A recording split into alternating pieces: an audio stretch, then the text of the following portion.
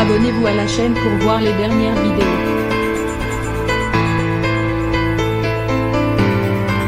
Sous la lumière des projecteurs pour la sortie de son livre autobiographique Une vie incendiée, édition de l'Observatoire. Emmanuelle Seigner fait aussi face à de nombreuses critiques.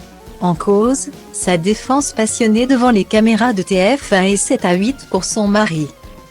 Le réalisateur franco-polonais Roman Polanski, accusé d'agression sexuelle par plusieurs femmes et menacé d'extradition aux États-Unis pour la fracassante affaire Samantha Jammet de 1977. Le cinéaste multiprimé à qui l'on doit le pianiste bénéficie du soutien sans famille de son épouse et mère de ses enfants Morgan et Elvis. Si ces arguments sont loin de faire l'unanimité, la comédienne de 56 ans maintient ses convictions dans le journal du dimanche. En apportant la nuance qu'elle souhaite, consciente de bousculer certaines personnes. Dans cette interview pour le JDD, elle raconte également ce sentiment de paranoïa qui la ronge. Emmanuelle Seigner se présente comme une femme forte, qui assume ses choix et reste fidèle à elle-même. Quand sa famille est bousculée par l'arrestation de Roman Polanski en 2009 à Zurich. Alors qu'il devait obtenir un prix dans un festival de cinéma, la sœur de Mathilde Seigner explique ce qui l'a le plus inquiété: « Je me sens rarement coupable mais j'ai ressenti de la culpabilité vis-à-vis de nos enfants. Ils étaient jeunes et n'avaient rien demandé.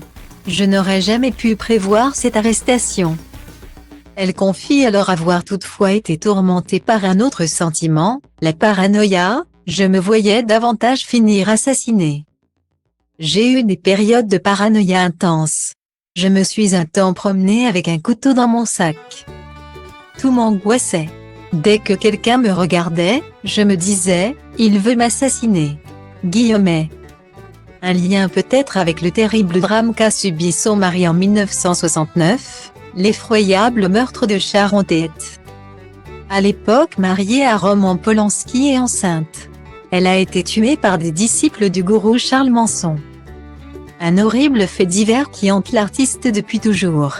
Jack Nicholson pense qu'il faut remonter à l'affaire Sharon Tate pour saisir l'enchaînement des événements. Un meurtre horrible commis en Amérique et par des Américains. Les médias ont tout de suite accusé Roman Polanski. Un Polonais qui faisait des films bizarres. De manière inconsciente, peut-être les médias avaient-ils l'impression de prendre leur revanche avec l'affaire Samantha Jammet. Quand j'ai rencontré Roman, certains me mettaient en garde, attention, il a tué sa femme. La rumeur, le mensonge, la malveillance sont terribles, raconte Emmanuelle Seigner dans le JDD.